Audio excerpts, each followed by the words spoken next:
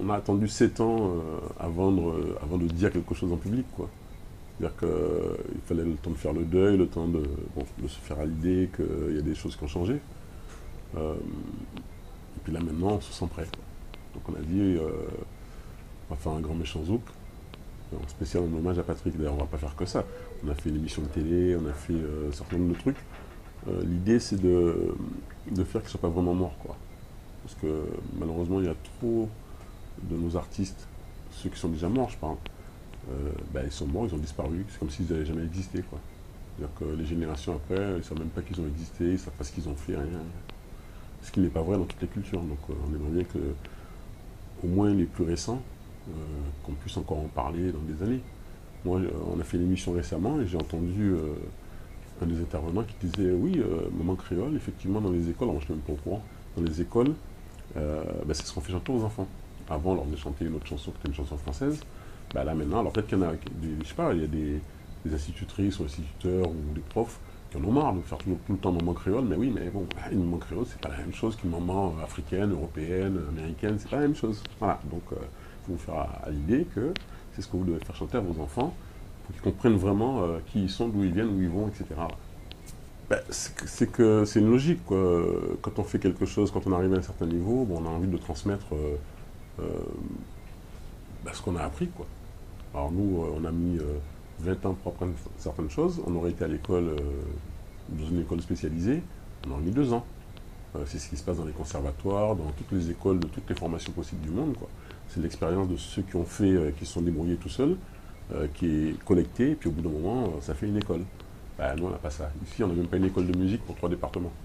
Quand je dis une école de musique, un conservatoire. Hein, conservatoire de musique ou de danse ou de, je sais pas moi, d'art contemporain, quelque chose. Même pas un pour les 3 départements. Et malgré ça, on a un nombre incroyable de gens qui sont extrêmement doués, qui dès qu'ils passent, qui vont en Europe, par exemple, aux États-Unis ou ailleurs, ils épatent tout le monde. Ce qui est incroyable. Prenez une ville de 450 000 habitants en France, il faut trouver 2, 3 artistes, des fois même un, qui est sorti, qui a fait le, je sais pas comment dire, il serait sorti des frontières de son village. C'est compliqué. Nous, on a tellement que bon, ça devient normal, quoi. C'est comme si on était un petit paradis de surdoués, alors pour les sportifs, pour les artistes, pour, etc., les écrivains, voilà, mais on aurait bien aimé quand même, nous on milite depuis plus de 30 ans pour qu'il y ait des conservatoires, des écoles, des choses comme ça. Donc comme pour l'instant on n'arrive pas à se faire entendre, on fait ce qu'on peut pour que, avec les générations après nous, puissent savoir au moins qu'avant eux, il y a eu des gens qui ont fait des choses et que ils peuvent s'en inspirer, pas simplement copier, faire des copier-coller. Bon, ça maintenant tout le monde sait le faire, hein, mais s'inspirer de ça pour aller plus loin, comme nous on a fait avec nos aînés. Dans la musique, en tout cas ici aux Antilles, hein, dans la musique, dans les textes, il y a avant, puis il y a après Patrick Saint-Éloi. Voilà, c'est pas simplement un chanteur qui arrivait, il a chanté, il a séduit 2, 3 filles, et puis voilà, c'est fini. Non, non.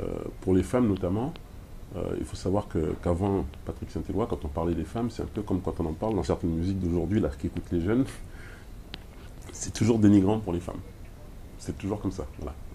Quand on parlait d'amour, on parlait pratiquement de pornographie, enfin bon, ou alors c'était carrément des romances. Voilà. Lui, il est arrivé. Alors à cette époque-là, on pensait que c'était le créole qui n'avait pas assez de vocabulaire pour pouvoir exprimer certains sentiments qui se font très bien dans notre langue. Lui a prouvé que c'était pas vrai. Ouais. C'est en créole.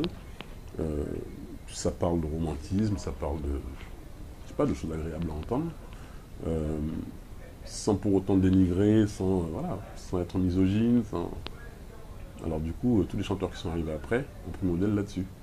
Et puis la génération après encore, ils prennent modèle sur ceux qui ont pris modèle sur Patrick, mais ils ne savent même pas. Voilà, donc, alors ça, je veux dire aussi, je profite pour dire aussi à nos jeunes que la musique et le monde, c'est pas uniquement l'extérieur, quoi. On a toujours l'impression que l'herbe est plus verte ailleurs, mais je vois nos gamins, pour eux, la musique, c'est la Jamaïque ou les États-Unis. Or, les Jamaïcains et les Américains, ils viennent s'inspirer ici. Alors, il y a un truc qui me semble bizarre, quoi. Voilà, j'ai un peu de mal avec ça. Et Patrick, c'est un exemple, qui a été guadeloupéen, il a fait de la musique, une musique qui peut être revendiquée par les Antillais, et qui passe dans le monde entier, quoi. Voilà, donc faites pareil. Bossez les mecs. Et inspirez-vous de ce qu'il y a chez vous.